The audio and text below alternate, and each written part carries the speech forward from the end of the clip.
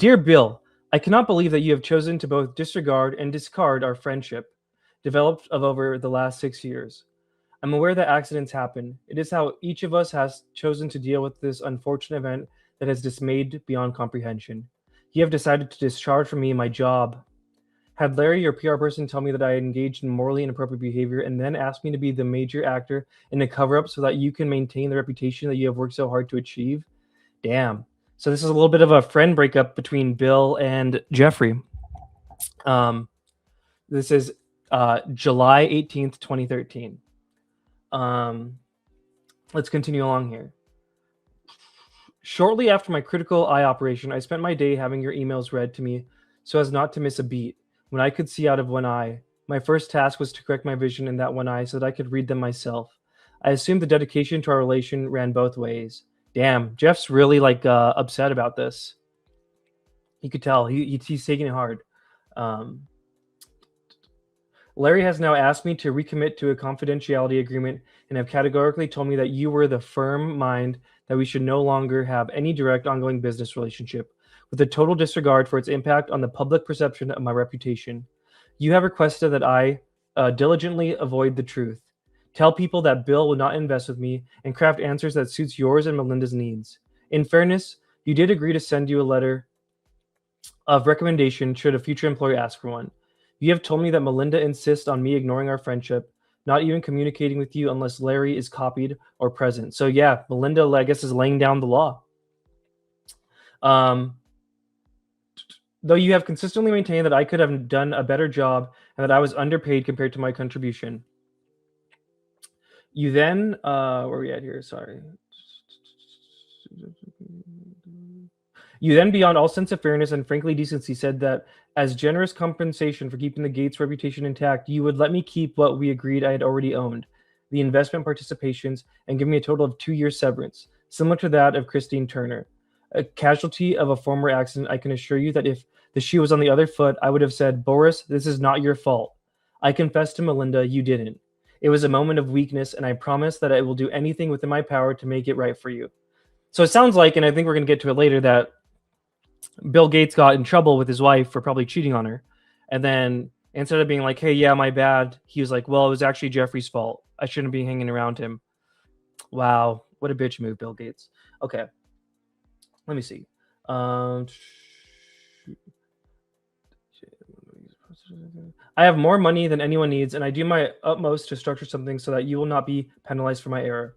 Lucky for me, I have enough money to mediate a horrible situation that will not heal the injury. It will make you secure in your future. In addition, I will bend over backwards to make sure your next career is rewarding and an ongoing upswing. So I think he's still saying the hypothetical, what he would have done if the tables were turned or if it was reversed. I appreciate the fact that this event drastically alters your plans, and I'm very aware of your career path, and you gave up to join the foundation. I'm very sorry, but as I believe time heals all wounds, the terrible pain felt currently will eventually pass. In that regard, I suggest I buy you the house that you had your heart set on, and in addition to 5 years of severance, we'll buy you out of the investment contract we had agreed. 30 to 40% of a $100 million partnership. For $30 million in today's dollars, terms and conditions to be agreed. That's what I would have done had I been in your shoes. So damn, look at that was all what he would have done if it was reversed.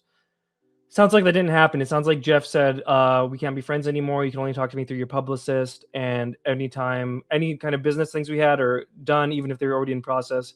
Whereas Jeffrey Epstein is saying in a little bit of a, he's really upset, you could tell, that he would have done everything and then some still.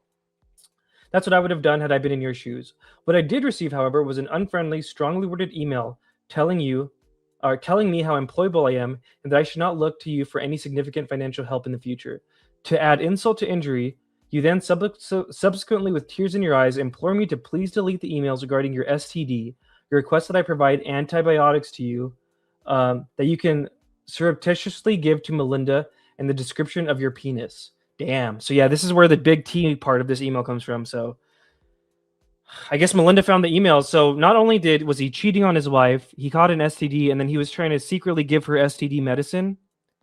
And, you know, Tupa's not here yet, but I know if he was here, he'd be like, this was the guy telling us to take vaccines for COVID, right? Can't make this shit up. You cannot make this shit up. I provide you antibiotics that you can surreptitiously give to Melinda, and the description of your penis. He also made it clear to me that I am not to refer to blank. That is another topic that must remain between the two of us. In return for all of these requests, which I would have done without a second thought, I am not to attend meetings with Melinda. I should continue to provide you the same level of service and dedication that I have done so diligently until you are ready to discard me in our friendship, sometimes after the first of the year. I have attempted to weigh my options carefully. You are a great person who has done a great deal of good. I am concerned that if Melinda decides, as you said, to file for a public divorce, the damage done to the pledge program would alone result in billions of dollars of money no longer being used for social good, as I'm sure that some wives and husbands would feel free to retreat from their commitments. The voice you have used so well to carry forth your ideals would at least be, for some period of time, stifled, and many good programs, by no fault of their own, would suffer. I'm also acutely aware that my own voice and career would be damaged. Damn. I'm not gonna lie, I feel kind of bad for Jeff in this situation. You could tell he's really hurt. It sounds like he really valued the friendship with Bill Gates here.